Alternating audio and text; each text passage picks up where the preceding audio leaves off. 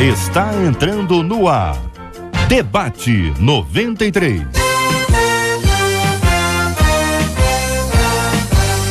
Realização 93 FM. Apresentação J.R. Vargas. Alô, meu irmão, alô, minha irmã, já chegou o tio J.R. Estamos de volta, começando aqui mais uma super edição do nosso Debate 93 de hoje, minha gente. Nesta quinta-feira, dia 16 de junho de 2016. Fale com o Debate 93. 2461-0093. E-mail debate@radio93.com.br. Facebook Rádio 93 FM. Site www.radio93.com.br. Fale com a 93 pelo WhatsApp 96803-8319. 96803-8319. Acolhemos com carinho no nosso Debate 93 de hoje o pastor Sil Farney, da Comunidade Evangélica de Mesquita, o pastor Jorge Cruz, do Projeto Vida em Campo Grande, pastor Carlos Gilmar, da Igreja Batista Memorial de Irajá. Muito obrigado a você, ouvinte, participando aqui conosco do nosso Debate 93 de hoje. Você viu aquele assunto da igreja lá em São Paulo? Desabou a igreja, tem um negócio de uma obra. Meu Deus do céu, uma tristeza. Nós vamos falar sobre esse assunto no Debate 93 de hoje, hein? Também é o seguinte, no trânsito as pessoas se revelam ou se transformam. Outro caso, onde o motorista do ônibus saiu já com a arma em punho. Ainda disse pro motorista do carro: e aí, vai fazer o quê, meu irmão? Tu vai fazer o quê? Pergunta é essa: no trânsito as pessoas se revelam ou na verdade as pessoas se transformam? Quero ver sua opinião, hein? Outra coisa, se Jesus já fez o maior sacrifício, por que então fazer jejum, hein? O jejum cristão é diferente do jejum judaico? O jejum pode ser feito em prol da busca de um bem material ou apenas em favor de crescimento espiritual? Você pode fazer: olha, eu tô querendo uma casa própria, viu? Aqui com 10 quartos, 4 suítes, 19 vagas na garagem, então vou fazer um jejum para um bem material, ou é só para uma questão espiritual? Posso fazer jejum para abençoar a vida de alguém ou apenas a minha? Quando estou de jejum, eu devo jejuar também sexualmente neste período? Que pergunta, hein? O jejum deve ser feito apenas de alimentos ou posso, por exemplo, fazer jejum de televisão, de internet, de outras coisas? E aí, ouvinte, o que você acha? Este é o Debate 93 com J.R. Vargas na 93 FM. Pastor Sil Farney, bom dia. Comece ouvindo a sua opinião. Jejum bíblico, jejum cristão, jejum judaico. Há diferença entre eles? Acho que a perspectiva como se percebe o jejum é diferente, né? Pelo menos no meu ponto de vista. Nós vivemos no jejum judaico, estava ligado muito à lei, às ordenanças, né? Nós vivemos no tempo da graça e entendemos que toda bênção vem como favor não merecido. Então acho que a perspectiva muda quando a gente entende que o jejum é exercido pelos apóstolos, inclusive, no Novo Testamento, após a ascensão de Jesus. A gente vê que, por exemplo, Paulo ser enviado como missionário, houve um período de jejum e oração. Então a gente quer a importância do jejum. O jejum, eu percebo no Novo Testamento, não como uma negociação para conquistar algo de Deus ou para convencer Deus a me abençoar. O jejum é um exercício de mortificação da carne, na verdade, né? De controle, de domínio próprio, o exercício de busca de Deus, de interiorização para a busca do Espírito Santo. Portanto, o jejum no Novo Testamento, como eu percebo, pelo menos, não sei como os meus colegas vão perceber também, ele é mais um exercício de domínio próprio, de entrega a Deus, de busca do Espírito Santo, para que ele te revele coisas espirituais. Pastor Jorge, o que o senhor pensa? Bom dia, bem-vindo. Bom dia, J.R. Bom dia, companheiros da mesa. Bom dia, povo de Deus que está ouvindo. Eu concordo com o pastor Sil Farney. Eu acrescentaria, eu creio que o jejum também, ele tem um certo fundamento cultural, pelo menos entre os semitas, porque quando Jonas prega em Nínive, os ninivitas se arrependeram e proclamaram um jejum. Quer dizer, então houve um jejum coletivo em Nínive, né? E os ninivitas não eram povo de Deus, mas eles jejuaram. Então parecia uma prática comum lá no Oriente Médio. E no Antigo Testamento havia sim o jejum em tempos de calamidade. O povo era convocado ao jejum. Períodos de dificuldades, tal, o povo era convocado ao jejum. Depois veio o jejum ritualístico, né? O jejum de agenda, período de jejum, que esse aí foi que começou a desvirtuar, né, o sentido do jejum, que é o jejum de agenda, né? Tempo de jejum. Não é para isso, o jejum não é para ser agendado como a tradição judaica depois passou a fazer. A gente percebe que a Igreja de Jesus Cristo, como disse muito bem o pastor Silfarney, e os apóstolos, eles jejuavam, mas eles tinham razões, né, bem objetivas para jejuarem. Não era, vamos jejuar, né? Dia tal vamos jejuar, né? Então haviam razões bem objetivas. Se eu entendi bem a palavra do pastor Silfarney, eu concordo com ele, creio que foi isso. Pastor Carlos Gilmar, bom dia, bem-vindo, querido. O que pensa o senhor? Bom dia, é um prazer estar aqui. Bem, jejum é, vamos dizer assim, privação de alimentos, né? O significado aí da palavra. Agora, a gente precisa também entender que quando o ouvinte fala o seguinte, mas Jesus não fez o maior sacrifício,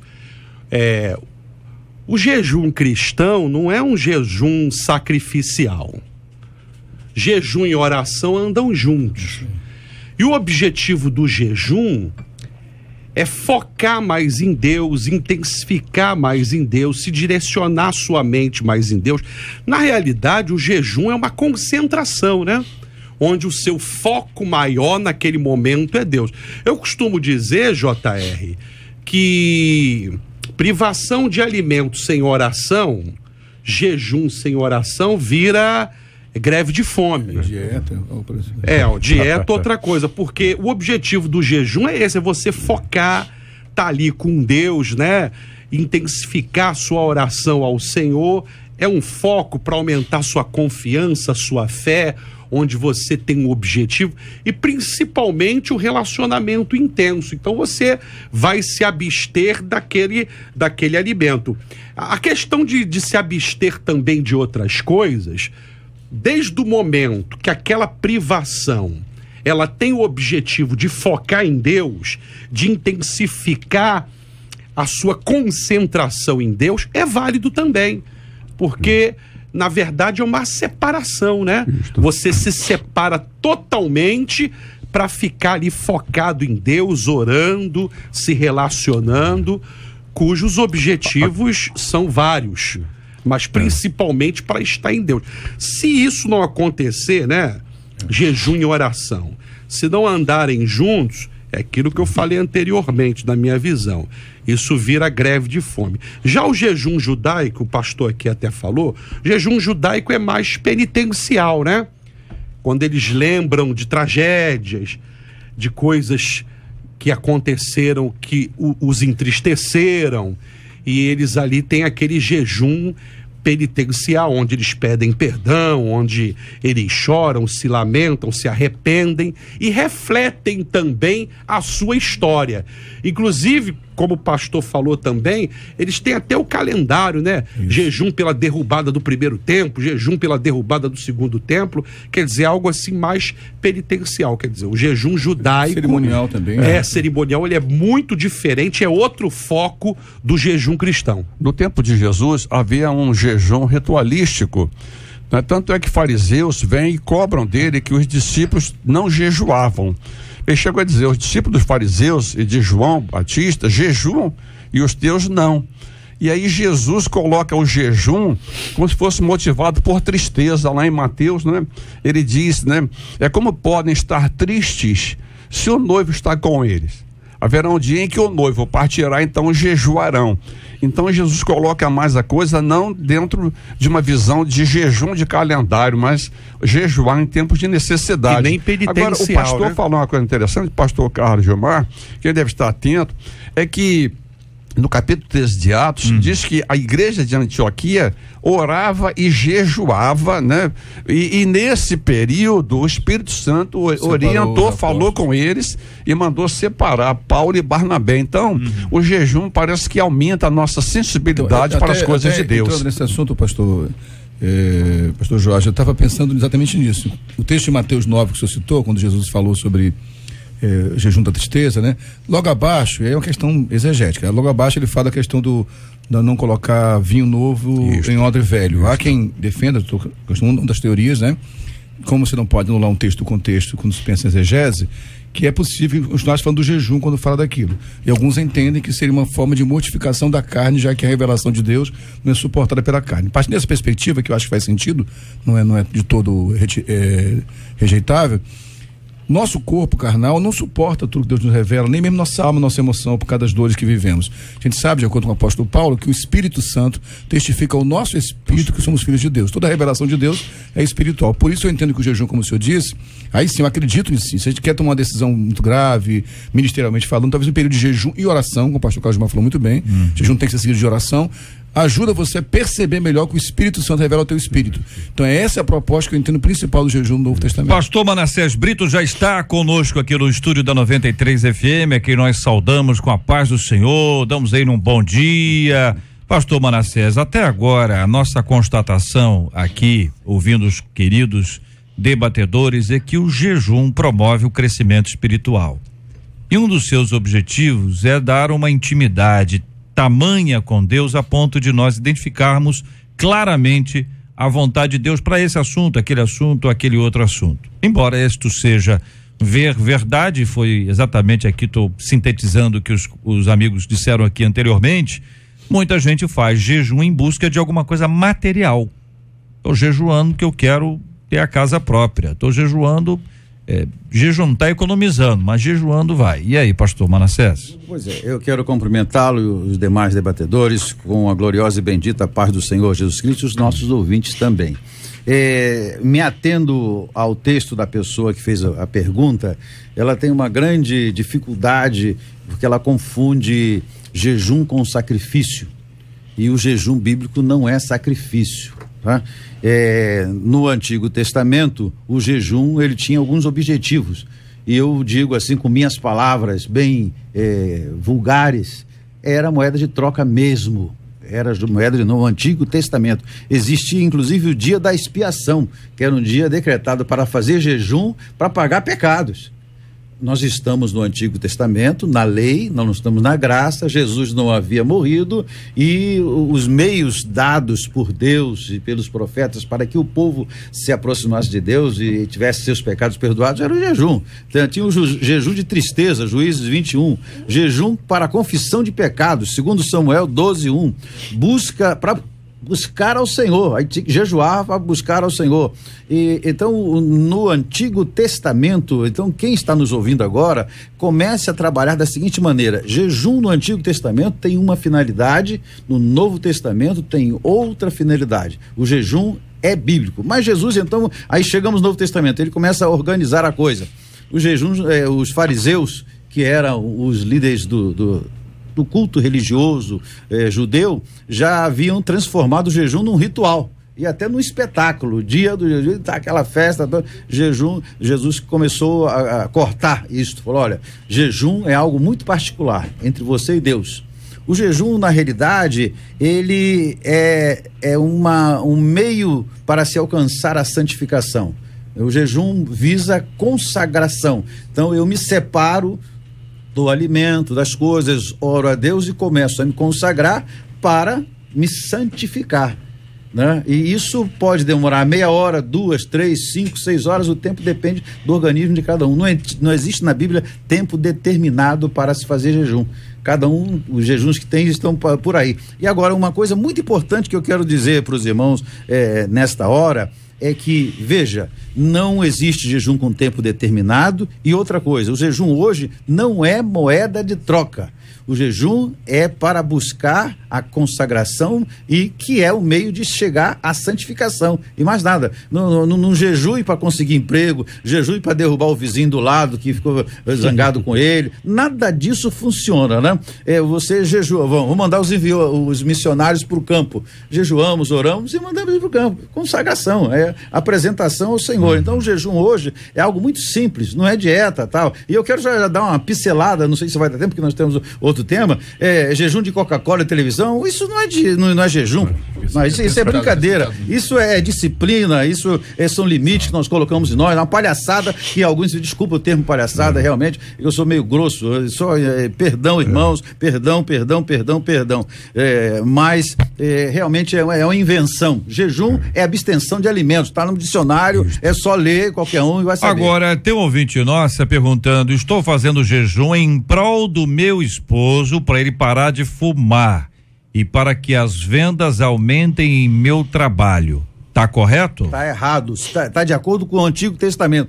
Ela tá fazendo moeda de troca, e jejum não é para isso. Jejum é para a consagração própria. Se ela está jejuando para ficar mais próxima de Deus, e através de mais próxima de Deus, Deus ouvir a oração dela, tudo bem. Mas quando ela coloca uma coisa para trocar, tô jejuando para conseguir comprar um carro novo, aí é o meu exemplo, isso é moeda de troca, jejum não é para isso. Eu acho que a questão é até mais profunda. Por exemplo, se for um marido que é alcoólatra ou viciado no tabaco, ou se quer comprar um carro, então jejue para aprender com Deus como lidar com suas finanças, para Deus te dar mais sabedoria. Jejue para aprender o que eu estou fazendo que pode estar gerando mais ansiedade no meu esposo, que leva a fumar. O jejum não pode ser moeda de troca, tem que ser uma modificação para você aprender o que o Espírito Santo te revela para a tua vida em Deus. Posso jejuar para Deus libertar uma vida? Pergunta a nosso ouvinte que cita aquele texto tem a oração e o jejum são fundamentais, né, em determinados aspectos. Então, para responder a esta ouvinte aqui,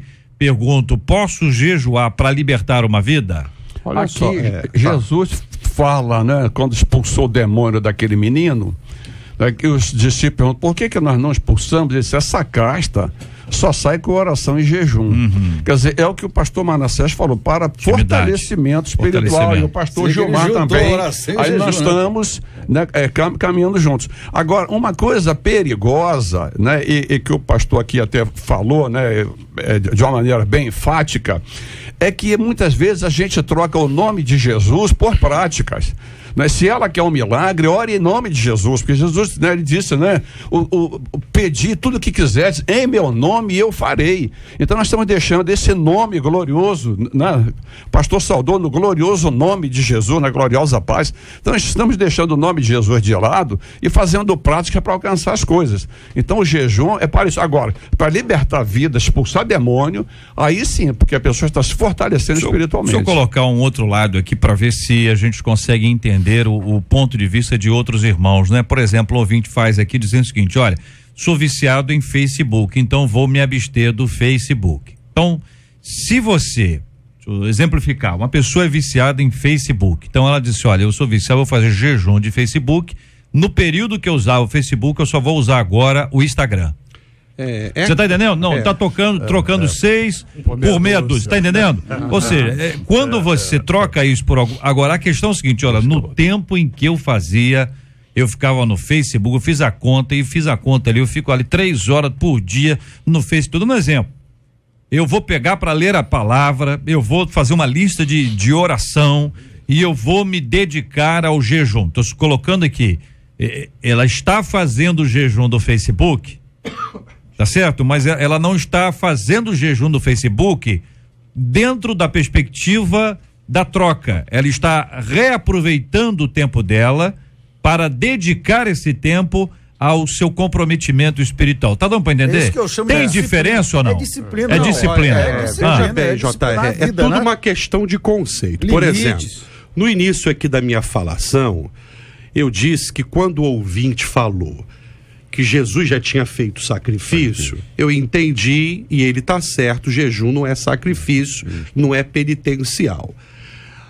Também falei que o objetivo do jejum, junto com a oração, é intensificar o seu foco em Deus, é se concentrar em Deus, intensificar sua oração em Deus. Então, se a pessoa ela quer fazer um jejum, como o JR acabou de falar, de Facebook, porque ela entende que ela precisa ficar o maior tempo com Deus e mais concentrada em Deus, claro que não é uma questão de moeda de troca, eu concordo com o pastor Manassés, não é nada disso, mas se ela está se convertendo a cada dia, ela entende que ela precisa ficar o maior tempo com Deus, intensificar sua oração em Deus, se concentrar, se voltar mais para Deus num tempo maior, é válido.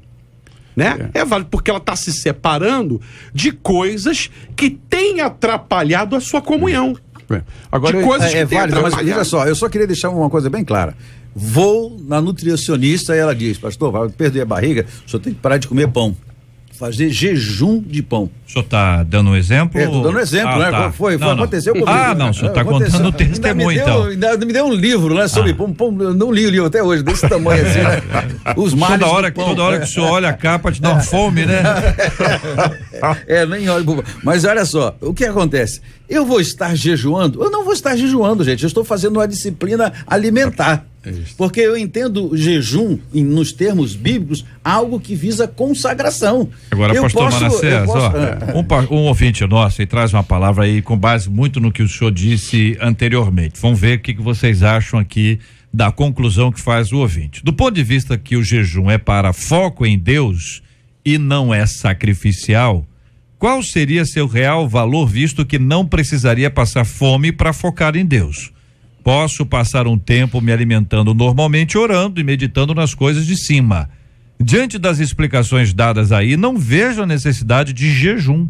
Posso só orar e meditar, afinal de contas, o alimento não me afasta de Deus. Não, eu concordo com ele, só que é o seguinte, eu nunca vi ninguém orando e comendo ao mesmo tempo. Não, me entenda. Veja bem, a questão não é a dieta, como o pastor falou, mesmo porque a palavra jejum, ela quer dizer privação, se privar de alguma coisa. Claro que o contexto do Novo Testamento é privação de alimentos, mas a palavra, ela diz privação. No caso do ouvinte, fica difícil você estar conversando com Deus e comendo. Eu não estou falando isso. Você come e conversa com Deus? Come.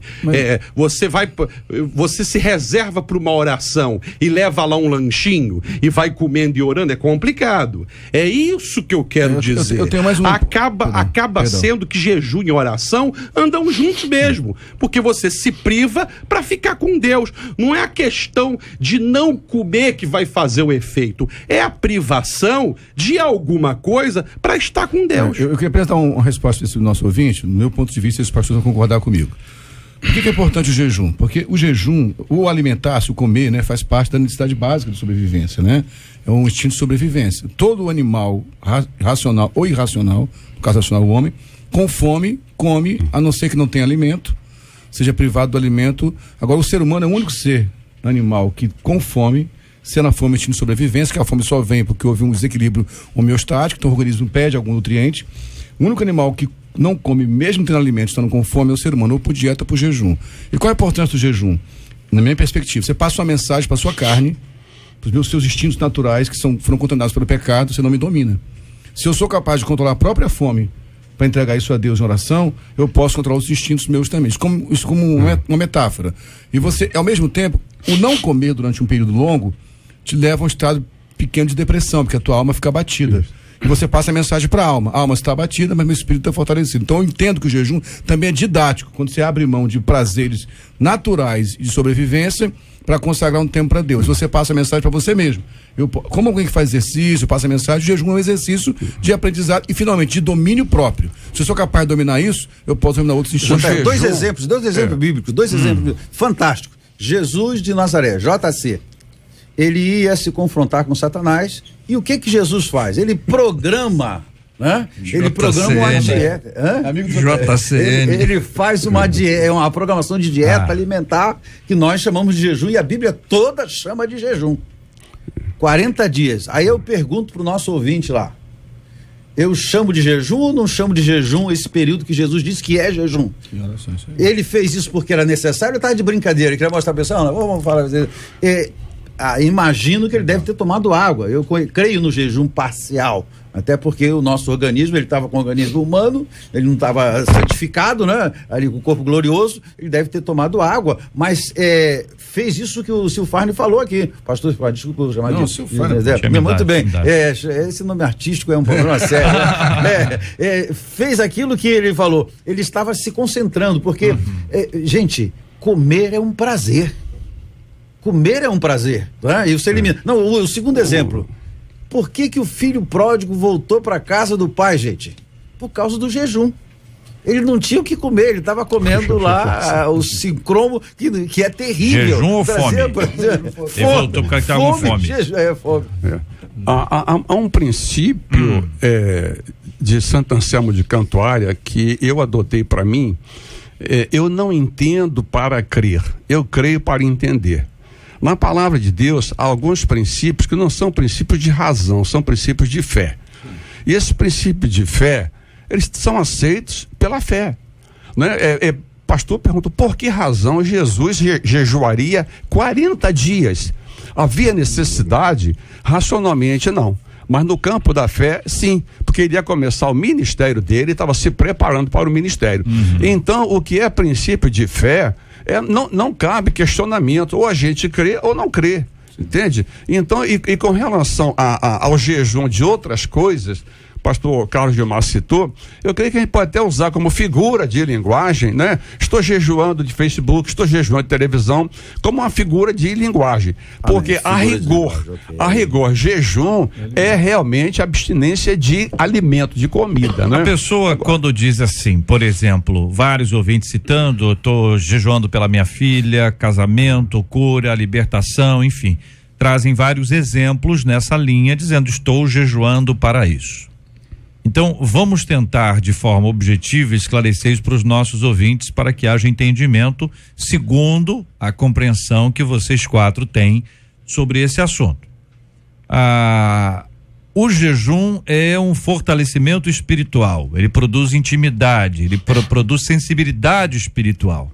Eu vou orar com muito maior entendimento. Por conta disso, eu posso abrir mão do alimento físico, a carne, para que eu possa estar mais intensamente na presença de Deus. Se eu fizer o jejum, mas não orar, certo? Jejuando, não mudei nada. Estou fazendo as mesmas coisas de sempre, só deixei de comer.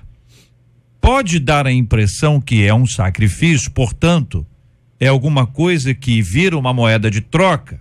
Ou seja, Deus vai ter que me dar alguma coisa porque eu estou fazendo alguma coisa. Então aí é até uma justificação pelas obras aí. De alguma forma ele acredita que o outro vai ser alcançado por conta da sua obra. É esse, gente, o entendimento? É por conta disso que algumas pessoas confundem. Concordo com o gênero, número e grau, JR. Não, estou resumindo o que vocês disseram. Exatamente. O senhor está concordando com vocês aí. Eu estou parabenizando o senhor porque conseguiu sintetizar a ideia das 4 ideias. Pastor Manassés, ele falou uma coisa que deve ficar muito clara na nossa mente, é que o jejum judaico, o jejum do Antigo Testamento, o jejum tradicional do judeu, é diferente do nosso. Tanto é que quando Jesus responde, né, quando o noivo for embora, jejuarão, logo depois ele fala de remendo novo em pano velho e de vinho novo em odre velho. Por quê? Porque a mensagem do Novo Testamento, ela não completa nada do Antigo, ela é mensagem nova, é vinho novo. Sabe, é esse novo que a gente tem que aprender a viver. E aí entra a questão do jejum, a questão do dízimo, que é muito questionado também, não é? E outros aspectos de fé, princípios de fé que o Senhor Jesus traz para nós e que às vezes nós estamos olhando isso com base no Antigo Testamento, sabe? Quando nós estamos no período do vinho novo, né? Do remendo novo em roupa nova. Tá? Não é remendar roupa velha. Então, adiante, acho que fica mais claro isso, que o nosso jejum hoje, ele é diferente, não pode ser essa moeda de troca que muita gente ainda faz. Uma frase só. Pois não. A sua parábola ficaria correta se a pessoa, o pai que está orando pela filha, dissesse assim: eu vou jejuar, orar, me consagrar a Deus e para que a minha oração seja ouvida por Deus e minha filha volte. Não para que o jejum faça ela voltar. Não é o jejum que fará a filha voltar. É resultado da sua intimidade, da sua oração. Muito bem, agora vocês falarem de jejum na hora do almoço, hein? Vocês também, hein? Hein, Marcela? Poxa, olha, gente, é de conhecimento, você vai mandar servir o almoço aí. Daqui a pouquinho vai ter um lanche, pelo menos um lanche, né? É de conhecimento público, né? Vocês também aqui, 4 já ouviram isso. É de conhecimento público que alguns pregadores estão cobrando para pregar. É mesmo? E muita gente já faz a exigência, né? Olha, Quanto é que você cobra? Eu cobro X. Tem gente até que começa a dizer, poxa, faz um desconto. Não, para você que é meu amigo é outro preço. Nós vamos conversar sobre esse assunto aqui, não é hoje não. Fica ligado aí. E vamos tentar distinguir a diferença entre cobrar e a oferta. Porque se a pessoa estipula a oferta, não é oferta, pode ser entre tanto e tanto. Deixou de ser oferta ou ainda ela é oferta? A oferta é voluntária ou uma oferta é sugerida? Eu quero ouvir os nossos debatedores aqui. Nós vamos tratar sobre esse assunto. Não é hoje não, ouvinte, mas nós vamos chegar nesse ponto aqui.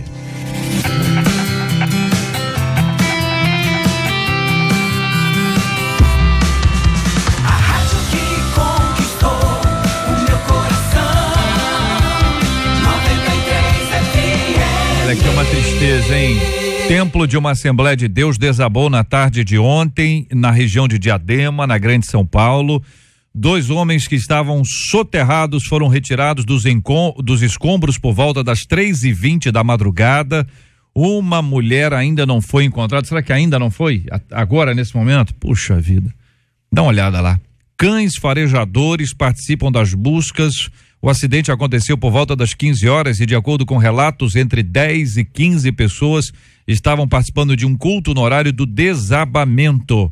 Em nota, a Prefeitura de Diadema informou que o prédio estava em reforma, mas sem autorização do órgão. O espaço foi notificado no dia 13 de junho, segunda-feira, pela Secretaria de Habitação, que solicitou alvará de aprovação e execução da obra. Segundo a Prefeitura, a orientação foi paralisar os trabalhos até a apresentação dos documentos. Eu ouvi a entrevista do assessor jurídico da igreja dizendo que as obras foram paradas. Quando a prefeitura mandou parar, segundo ele, as obras foram paradas, né?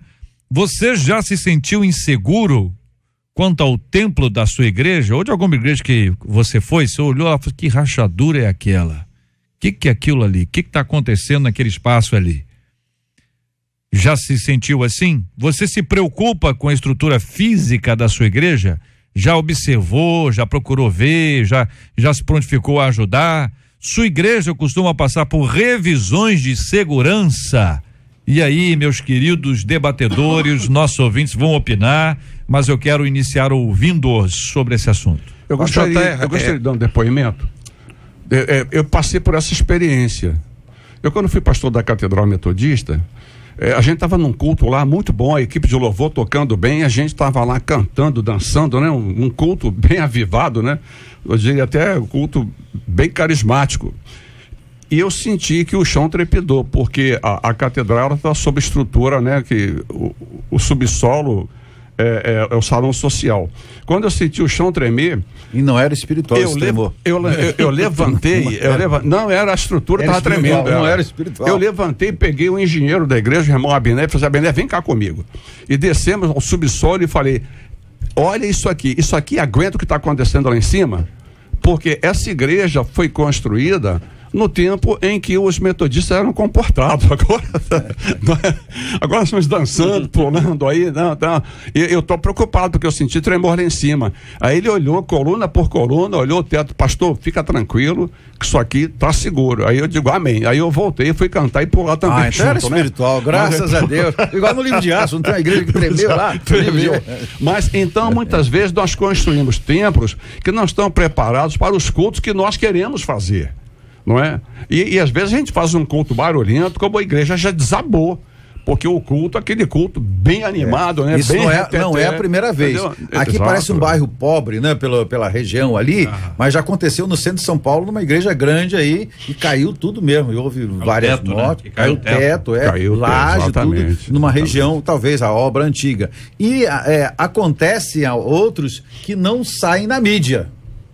Acontece, né? Nós que andamos aqui no interior de Nova Iguaçu, do Rio de Janeiro, porque hoje se constrói, aqui teve a prefeitura, mas a grande maioria, JR, dos templos construídos no Brasil, A prefeitura não toma nem conhecimento e nem pede alvará. Por quê? Não quero citar nomes de políticos nem nada, mas o político da região vai lá, consultora, olha, alvará não, a igreja não precisa. Você sai contabilizando quantas igrejas tem alvará, você vai ficar impressionado, talvez você encontrar uma alvará de funcionamento, vistoria do Corpo Bombeiro, igreja que tem extintor de incêndio para todos os... É uma calamidade, né? É uma calamidade. Talvez até eu esteja também com problemas nessa área. Então falta um cuidado humano, racional, de nós pastores com relação a isso. Nós estamos muito preocupados com o espiritual, com o louvar, com o dançar, com nos alegrarmos, e nem todos estão preocupados. O primeiro templo que nós ocupamos, né, da nossa igreja aqui na Praça Seca, um dia à tarde, por acaso, eu e um outro pastor, nós subimos a escada e fomos olhar o templo, porque era um templo bem antigo, né? Eu falei, esse templo antigo, vamos olhar. Nós olhamos o telhado por cima de um forro de madeira e as telhas estavam seguras uma nas outras. As ripas tinham apodrecido, não tinha mais ripa, eram só elas. Nós descemos ali muito quieto, não comenta nada com ninguém. No dia seguinte, suspendemos os cultos por 15 dias até resolver o problema. Rapaz, eu fiquei com o coração, as telhas caem, um monte de senhoras idosas, crianças, ia ser um desespero. Aqui na Praça Seca, em Jacarepaguá. A igreja, ela é isenta de alvará. A igreja é isenta de muita coisa. Agora, o fato da igreja ser isenta de muita coisa não isenta o pastor de ter cuidado com a segurança do seu povo, das suas ovelhas. Não é? Então, é uma responsabilidade que nós não podemos abrir mão, é da segurança das nossas ovelhas dentro dos nossos templos. E muitas vezes, como o pastor Manassés falou, né, como a gente tem aí isenção de alvará, isenção de uma porção de coisa, a gente também se isenta alvará de ter esse não há cuidado. isenção de alvará. Não há isenção de alvará. É porque eu estava lendo uma lista e, inclusive, entrou alvará mas também alvará nessa lista. Não há isenção de alvará. O que acontece é que... são duas coisas diferentes. A questão do habite, né? A construção, você tem que ter uma autorização, até porque alguém é o responsável técnico por aquela obra e tal.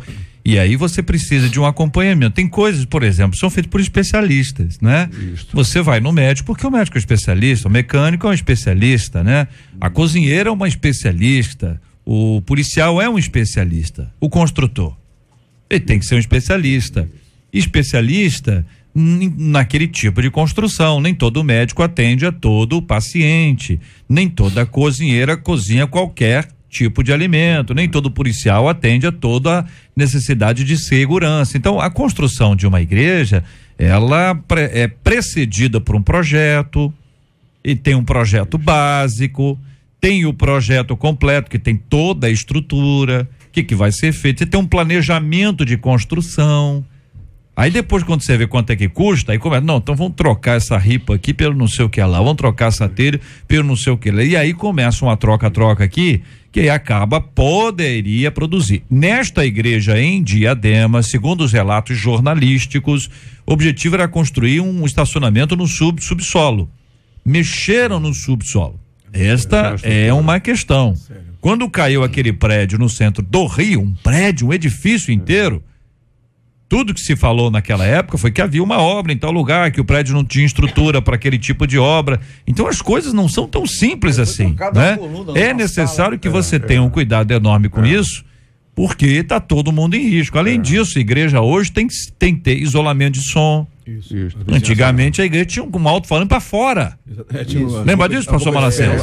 Alto-falante para fora. É alto-falante. Daquele... Alô, tô aí, a igreja vai começar o culto agora, meus irmãos. Eu não peguei esse tempo também, meu pai me falava isso. Mas a questão que eu tô falando, quer dizer, ainda que exista, né? Ou existam muitas isenções, a gente deve ter cuidado. Foi bom saber disso agora. Eu acho que outra questão, a informação que eu li é que a igreja não precisa nem alvará. Precisa de alvará, sim. Né? Então a gente vai cuidar disso aí. Outra questão, só para levantar uma lebre, não vai dar para discutir agora, é também que o sistema está muito corrompido, né? Então você, seja igreja, seja empresa, seja o que for, infelizmente nossas prefeituras, os órgãos responsáveis pelas licenças de obras, há muita corrupção no meio, a gente sabe disso também, isso é um fato. Isso é uma questão que tem que ser discutida. Acho que às vezes, desculpe a minha honestidade, as notícias são muito hipócritas às vezes. É um restaurante que tem um problema ambiental ou então sanitário, a mídia cai de pau em cima do empresário que está começando a montar um negócio ainda. Pouco tempo veio uma denúncia em outra rádio, um dono de um restaurante na área da Tijuca reclamando disso. Ele tentou conseguir uma licença na questão sanitária, ele foi por 5 ou 6 vezes que os documentos nunca eram aceitos. Até que ele falando para o radialista, eu tive que entrar no famoso esquema de molhar a mão de alguém, porque se apresenta dificuldade para vender facilidade. Então pode ignorar isso. Eu acho que as notícias são necessárias, são sérias, tem que cobrar, mas é muita hipocrisia jornalística às vezes, quando você anuncia isso. Ninguém fala que às vezes a pessoa tentou pegar uma licença e teve lá um funcionário corrupto, tentou corromper a obra. Se você não molhar a mão de alguém, não consegue a licença, é algo que tem que ser discutido de maneira séria. Eu acho que momentos como esse, JR, os meios jornalísticos que trabalham com isso deveriam aproveitar para explorar mais profundamente essa denúncia séria, num momento de tanta lava-jato, tanta coisa sendo exposta. Então nós mexer nisso também. Olha aqui um ouvinte dizendo que a igreja dela tem poucos extintores, é uma igreja mal sinalizada, não tem rota de fuga e tem uma rachadura na parte mais alta da construção, que já é uma evidência complicadíssima, né? Outros aqui dizendo que a igreja tinha uma dificuldade, mas agora foi tudo regularizado. Trazendo esse ponto aqui pra gente observar. Tinha uma piscina, é isso? Botou uma piscina, ele tem uma piscina para fazer batismo. Mas uma coisa, a gente tem que ter cuidado, sobretudo piscina, com os tempos. Será que foi a minha igreja? Eu tenho uma piscina de 150 mil litros de água. Na minha igreja aconteceu o seguinte: o pastor antigo, que já não está mais na nossa igreja, fez o batismo e colocou uma piscina grande no altar. No altar. Depois que ele saiu, o atual pastor percebeu que o altar estava meio instável. Chamou o engenheiro, ele disse que a estrutura do altar estava prestes a cair e o pastor anterior estava ciente disso. Mas mesmo assim colocou a piscina correndo esse risco. Graças a Deus foi interditado e hoje não corremos mais nenhum risco de um acidente. Não corremos mais o risco porque já foi tudo regularizado. O que espanta e revolta é o que o pastor anterior sabia e foi embora sem comentar nada. Diz o que a Assembleia de Deus do Campinho, na Rua Teles, possui uma piscina com 150 mil litros d'água, de adulto e outra menor, mas ela fica do lado externo porque a área era um clube estruturado, aprovado pela prefeitura, sem risco nenhum. Realizamos os batismos ali e até cedemos para as igrejas vizinhas que querem fazer batismo lá. E então, só como eu citei o negócio da piscina, lá não há perigo, está mantido lá já há 20 anos, a piscina está lá e não tem risco para ninguém. Agora, a grande questão é o seguinte, a gente tem que andar dentro da lei, né? A questão do alvará, a questão da licença, mas isso também não garante nada, dependendo da maneira que é conseguido, como o pastor Silfarne acabou de falar. A grande questão, já foi falada aqui pelo JR, é o conhecimento técnico do construtor e a qualidade do material também e o projeto, né? Se a pessoa ela é competente e se usa um bom material e se há um projeto, o templo ele vai ficar em segurança. Agora, claro que tem que ter os documentos necessários, né? De acordo. Agora, eu quero falar também de igreja de comunidade que não é exigido isso. Construções de igreja de comunidade não são exigidas esses documentos, essas aprovações. Porém, o pastor Jorge disse aqui em outro momento que independente das exigências ou não, se é igreja de comunidade ou não, tem que fazer a coisa direito. Porque você está lidando com vidas ali. Então a pessoa que construir, ela tem que ter conhecimento e o material utilizado tem que ser o melhor. Isso. Agora, a gente deve olhar bem os tempos antigos, porque os tempos antigos, né, nem sempre os pastores fazem o que o pastor Manassés fez, de chegar lá e olhar. Eu tenho esse cuidado também, de chegar a olhar. Tempo antigo, né, foi construído já há muito tempo e muita coisa passou ali. A manutenção que a gente tem que estar. A igreja de comunidade, nós, Assembleia, nós temos muitas dificuldades. Temos muitas igrejas de comunidade. A última foi aqui na Mangueira, aqui bem pertinho. Então, comunidade são terras que não tem registro, um vende pro outro, de compra e faz qual é o estado do tempo. Aí a prefeitura, vamos construir uma escola aqui. Foi lá e derrubou a igreja. Quando chegamos no dia, cadê a igreja que estava aqui? Uma igreja de 500 membros, rapaz. Meu Deus. Aí faz, não, né? A escola vai, essa área aqui não tem dono, não pode dizer. E agora, como é que nós vamos fazer? Aí você entra num processo e você, não, nós vamos ressarcir a igreja, vamos dar um outro lugar, lá no Jacarezinho e tal, papapá. Mas a igreja é na Mangueira. A prefeitura, ela é condescendente em tentar resolver a questão, mas olha, nós, assembleianos, sofremos muito com isso, porque tem muita igrejinha assim em comunidade, de repente, quando chega no dia seguinte, seguinte não tem igreja, segunda-feira cadê a igreja? Esse assunto, ele vem, evidentemente, nós temos que orar por essa igreja, pelas pessoas que estão lá, inclusive por essa senhora, que a gente não sabe o que aconteceu com ela. Ela pode estar lá na expectativa de um socorro, meu Deus do céu, com um pedaço de cimento na perna, meu Deus do céu, tem misericórdia. Temos que orar, vai ser assunto da nossa oração já, e também o cuidado com os templos, a construção e a estrutura. Mas eu pergunto a vocês, no trânsito, as pessoas se transformam ou as pessoas se revelam?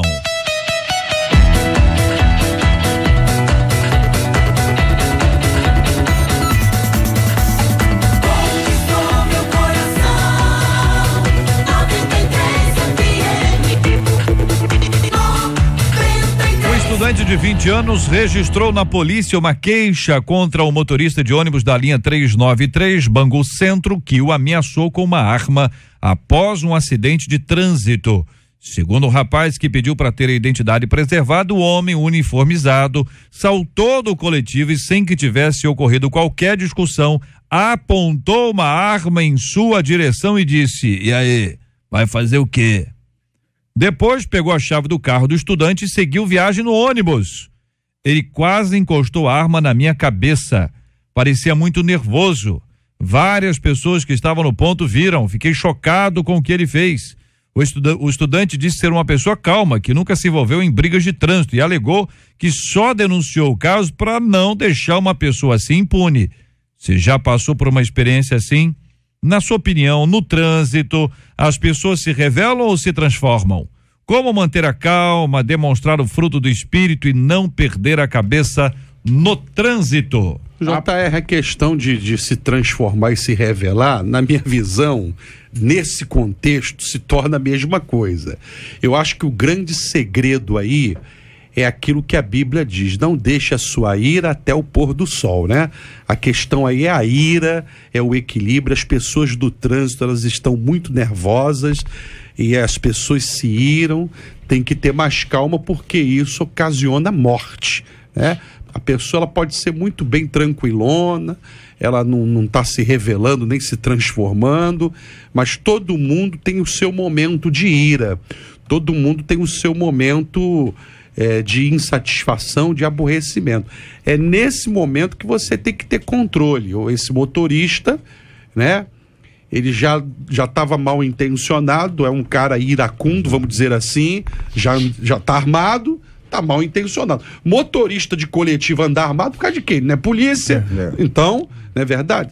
É essa questão que a gente precisa observar. Então, agora, existem os dois casos, né? Eu concordo com o pastor que me antecedeu, porque é o seguinte: o que é transformar? O transformar depende muito do nível que você está. Nós andamos estressados hoje, naturalmente, né, para chegar. Eu saí mais cedo de casa, ainda perdi alguns minutos para chegar aqui, porque o Rio de Janeiro está em pé de guerra. E ontem eu assisti um desfile de carro de polícia, carro de não sei de quê. Eu vi carro militar, né, com metralhadores, que eu nunca tinha visto. Indo do centro do Rio de Janeiro para o Valqueiro, para onde eu moro, mas olha, montes de sirene, batedores de carro. Eu falei: Jesus, começou a Terceira Guerra Mundial no Rio de Janeiro. Eu acho que isso é tudo preparativo para a Olimpíada, né? Mas em função desse desfile todo pela cidade, parou a cidade. Eu não consegui andar 1 metro para lá e para cá. E aí você tem compromissos com o médico, tem compromissos. Essas coisas que estão dentro da gente, elas acabam aumentando a tensão, né? Você tem compromisso. Eu tenho compromisso com o pastor Silfarne, ele está me esperando lá, eu não consigo fazer contato por telefone, a linha não pega, e não sei o que, tá? Aí vem um camarada e bate no teu para-choque. Aí você sai já dali, tá preocupado, pega já o tá telefone e, em nome do pastor Silfarne, pá, dá-lhe um soco no nariz dele e leva o outro também, porque o cara é forte, é beça. Eu acho que cada situação cria uma forma de reação. Uma pesquisa feita, né, no INSS com as pessoas que estão licenciadas informou que o profissional, né, ou a profissão que mais gera distúrbios psíquicos e que tem mais gente, né, de licença médica por distúrbios psíquicos, exatamente motoristas de coletivo. Então a gente deduz daí que o motorista de ônibus ele é extremamente desgastado no dia a dia. Então chega a esse ponto. Então a profissão que hoje mais produz problemas psíquicos é exatamente ser motorista de ônibus, motorista de coletivo, né? Agora, isso aí não exime as outras pessoas, porque nós estamos muito agressivos. Teve um caso há pouco tempo de uma senhora que ela levou uma fechada dentro do túnel, né, dentro do túnel Rebouças, de um ônibus.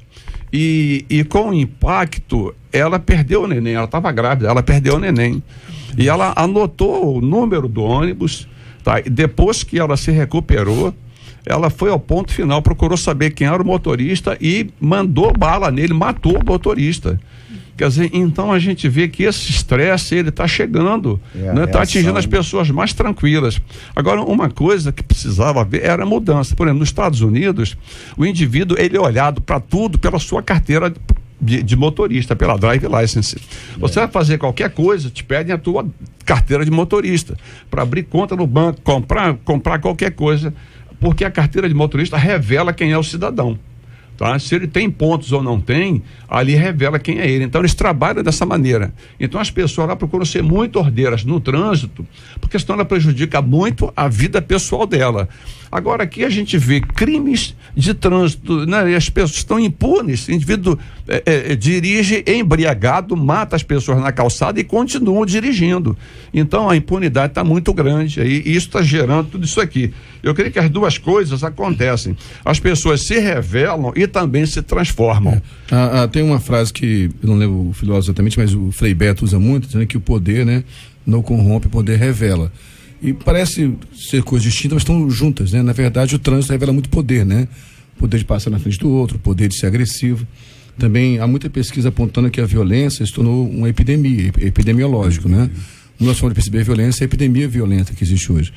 Todos nós estamos sob essa estrutura pesada, gente. Todos nós aqui. A gente é pacífico falando aqui, conversando. Né? Mas, na verdade, todos nós estamos... Eu estou jejuando e orando para melhorar o meu comportamento. Muito estresse, muita tensão. Eu sou um pouco alterado. Outro dia, o sinal abriu para mim, o motorista estava aberto a mim, ele veio, entrou, eu entrei com o carro na frente dele, parei o carro e fiquei esperando o que ia acontecer. E se ele mete o carro por cima dele, ele acabava comigo. Se mete um tiro, né? Se mete um tiro hoje. E assim, a grande questão é aí fica. Minha vez, o estresse da nossa vida, contexto, né, a televisão, até porque eu não estou querendo ser injusto, quem vive noticiário tem que vender notícia mesmo. Tudo se fala de violência, de morte, assassinato. Você vive numa tensão hoje tão grande, num estresse tão grande. Então, assim, julgar a pessoa que perdeu a linha, mas eu acho que tem que ter cuidado sim, tem que buscar ajuda, gente. O trânsito está causando muita morte, não só morte por acidente de trânsito, mas morte por confronto, como o pastor Jorge falou. Tem gente matando facilmente. O nosso país aqui está lutando para a questão de liberação de porte de arma. Se liberação de porte de arma for dado para esse país aqui, com a falta de cultura que nós temos de domínio próprio, vai ser uma carnificina. Então tem que ter cuidado com isso sim, a gente tem que ficar alerta e pedir ajuda a Deus. Olha, gente, é uma questão do dia a dia. Tem gente que joga a bola e vira outra pessoa, né? Futebol, o trânsito para alguns é complicado, outros é o atraso, outro é a fila, alguém fura a fila, a pessoa fica muito indignada. O fato é que nós precisamos nos acalmar, ainda que as razões sejam adequadas e certas, né? Quanto à questão dos templos aqui, é muito importante, vamos só retomando esse ponto aqui, que cada pessoa possa contribuir na sua igreja para a orientação. Faça uma pesquisa, tem muitas listas, já fiz uma pesquisa rápida e as pesquisas apontam aqui o que é necessário, o que é fundamental. Você vai construir em algum lugar, vai reformar, pede à prefeitura. Em vários municípios tem prefeitura e subprefeitura. É documento, não é discurso. Me dá aqui por escrito. Precisa disso, disso, disso. Você pega e segue ali. JR, mas se eu seguir direitinho, não vou construir nada. Qual é a alternativa? Tá entendendo? Quer dizer, não vai construir nada. Bombeiro exige muita coisa. Mas se tiver correto, é para o benefício da comunidade e da igreja. É melhor o sacrifício para ficar tudo arrumadinho do que depois a tristeza. Olha, tem muita história já para contar de lugares que caíram. Aí a pessoa às vezes não se preocupa, depois quem tá debaixo lá é o filho, é a mulher, é a mãe, vai chorar, vai ser complicado, é melhor rever esse negócio logo, hein? Na Baixada, por exemplo, essa parte legal de prefeitura que o pastor falou realmente inexiste. Então nós temos um templo relativamente antigo em Mesquita e trocou o pastor que entrou novo, um pouco mais esperto, olhou e falou: pastor Manassés, eu sinto que a laje ela está fazendo uma curva. A laje está fazendo uma curva, é para cima ou para baixo? Para baixo. E não havia nada em cima, não havia peso, não havia uso, nada, né? Aí eu falei, essa laje, lógico que vai cair, óbvio, né? Aí chamei um engenheiro, o engenheiro fez as medidas certas, tal, deu um gasto, paramos as atividades, ele fez 2 arcos muito fortes embaixo, 2 ou 3, né? Com calços, não sei o que, levantou, colocou lá no nível, fez aqueles arcos e falou, depois de pronto, falou, pastor, você pode até fazer um andar em cima agora, tal, falou. Mas, felizmente, houve essa troca do pastor e ele percebeu que é curvo isso aqui, não tá normal. Seria bom, né, gente? Uma avaliação, caldo de galinha, como é que é aquela expressão? Caldo de galinha. Canja de galinha e o quê? Acho que cautela, né? Cautela não faz mal a ninguém, né? Falar que você é antigo também. Você é bom de ditados antigos, né?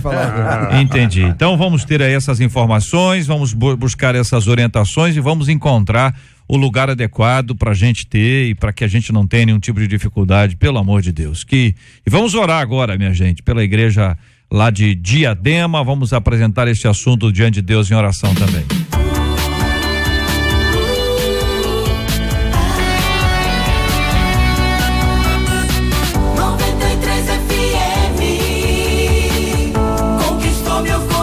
Marcela, boa tarde, Marcela Bastos. Boa tarde, J.R. Vargas. Perguntamos aos ouvintes, você acha que o jejum só pode ser feito de alimentos? Olha, 91% deles acham que não. Muito obrigado, ouvinte amado, pela sua participação no Debate 93. Pastor Silfarni, forte abraço, irmão. Obrigado, JR, obrigado, queridos colegas, e um abração para algumas pessoas especiais, a minha princesa Patrícia, a todos os voluntários da Associação Vida Plena, lá no trabalho de atendimento às crianças vítimas de violência, ao meu filhão Aleph, no trabalho, também vindo na hora do almoço agora, ao Orlando, ao Jorjão e a Sandra Piafati Graff, nome complicado, meus amigos, da de Vila Rangel, a igreja onde eu nasci na fé, em Irajá, Marcela Penteado, Igor Lima, Sário, os Filhos do Caminho, o Alex Almeida e o pastor Judson, a todos que estão nos ouvindo, um abraço aqui, um abraço para todos, Deus os abençoe rique e abundantemente. Obrigado, querido. Obrigado, pastor Manassés Brito. Eu que agradeço, pastor JR, e quero dizer que a Assembleia de Deus do Campinho está em aniversário. Estamos completando 26 anos e todo domingo pela manhã, às 9 horas, estamos fazendo um desfile com o pessoal da escola dominical em torno da igreja. Se você ver, quiser participar, é só um desfile simples, voltando para a igreja, ali na rua Ana Teles, 826, no Campinho. Muito obrigado. Obrigado também, querido. Obrigado, pastor Jorge Cruz. Obrigado pelo prazer de estar aqui mais uma vez. Eu gostaria de anunciar que nesse mês de inauguração, o Projeto Vida de Campo Grande estará recebendo no domingo a irmã Soraya Juncker, que estará pregando para nós. E o Projeto Vida de Campo Grande fica bem próximo do ginásio Miésimo da Silva. Eu quero mandar um abraço para minha filha, Sara, que está morando em Kansas City e acompanha aqui o programa pela internet, né? Dona Mercedes, minha sogra, está ouvindo. Mercedes. A minha neta Manuela, lá em Guadalupe, com a turminha dela também ouvindo. E aquele povo bom lá da Zona Oeste e de Seropédica, que também está sempre ligado aqui, que eu sou testemunha disso. Um abraço para todos. A Marta está ali, né? Nossa, Santa Marta. Santa Marta. Isso é uma bênção. Obrigado, pastor Jorge. Muito obrigado também, pastor Carlos Gilmar. Prazer grande sempre estar aqui. Mandar um abraço, um beijo, esposa, mãe, filhos, né? Toda a minha parentela, minhas tias, os pastores, a minha igreja amada Batista Memorial, lembrando que a nossa vigília é amanhã às 23 horas. E também quero mandar um abraço aqui pro Joel, esposo da Neide, né? Joel. Abraço para você, Joel. Maravilha. Deus te abençoe. Vamos orar juntos, meus irmãos. Vamos apresentar diante de Deus todos esses assuntos, não é? Falamos aqui sobre o jejum, a importância da intimidade espiritual, da nossa conexão com o Senhor Deus. Pastor Silfarni vai orar conosco. Vamos apresentar diante de Deus essa história triste dessa igreja lá em São Paulo, em Diadema, orando por aquela igreja, por aquele povo, por aquela irmã que a gente não sabe ainda do estado dela, né? Enquanto a vida, a esperança, né? Se não se sabe o estado dela, vamos continuar clamando para Deus ter misericórdia. Quem sabe essa irmã vai estar restaurada para a glória de Deus. Vamos orar pelas nossas igrejas, o quanto nós precisamos zelar pela vida dos nossos irmãos, cuidando da questão estrutural.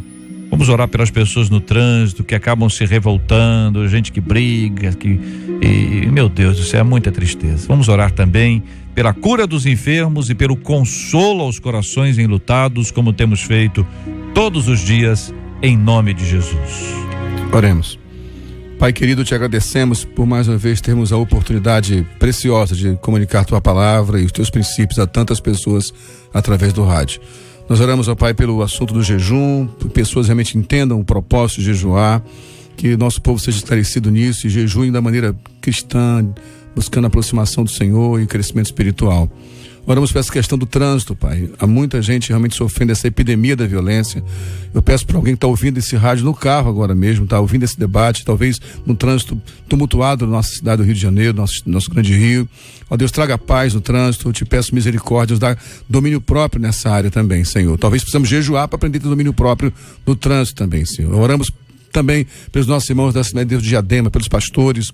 Imagina a aflição que está no coração dos pastores nessa hora. Não cabe a nenhum de nós julgar agora se houve erros ou acertos. Certo é que a pessoa sofrendo. Oramos pelas famílias que estão sofrendo o distúrbio, e principalmente por essa nossa irmã. Eu não sei se ela foi encontrada ainda. Nós continuamos crendo, Deus. Oramos pela família dessa irmã, Deus. Se ela estiver agora, Deus, sufocada embaixo de escombros, a proteja, lhe guarde a tua filha, Deus, e prepare o coração da família para enfrentar esse momento tão difícil. Oramos pelos que estão enfermos, ó Deus. Se há alguém nos ouvindo agora em um leito de hospital, que teu Espírito Santo traga ânimo a essa pessoa, traga saúde, abençoe e traga tua paz. E oramos pelos enlutados, Deus. Pessoas que vivem a dor de perder um ente querido. Pessoas que estão sofrendo com a morte de um parente, de um amigo, que tu possas consolar, trazer paz ao coração sofrido.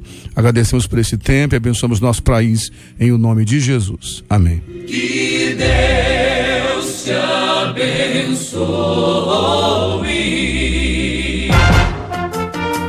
Você acabou de ouvir Debate 93.